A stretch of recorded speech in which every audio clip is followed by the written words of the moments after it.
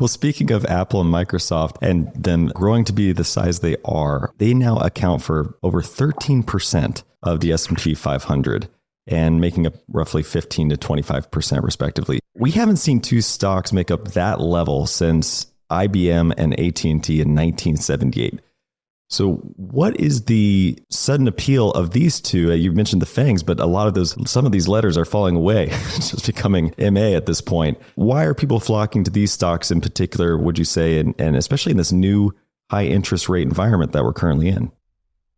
I think it's just the epitome of what I've been almost ranting about. They are virtual monopolies, each of them. And I speak while I look at my giant iPad, and actually I can see my medium-sized iPad and my iPhone. It's all here within touching distance. I mean, amazing implements, and they got there with the best capabilities and the best styling. They got there with the most and the first, and they make a lot of money, and they own that market, just as Microsoft rode its initially one program to glory. And Apple is in its way even more amazing because in the end, it's a producer of goods, even though it's sensibly enough subcontract out there to the cheapest cost-effective labor in the world that it can find.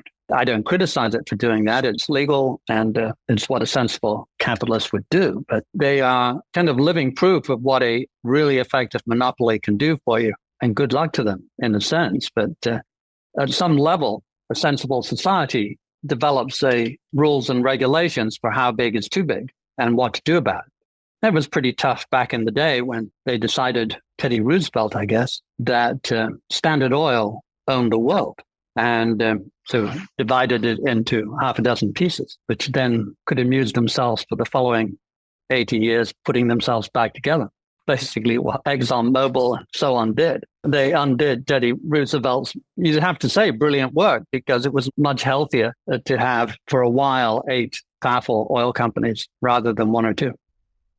What's kind of interesting is that AT&T and IBM have gone on to do quite well, even since the late 1970s when they were making up such a large degree. So it kind of makes you wonder where we'll be with Apple and Microsoft even 30, 40 years from now. I pulled up this report mainly for you because I know you're such a student of history, and you alluded to this earlier, but I went back and I saw these headlines from different papers in this report.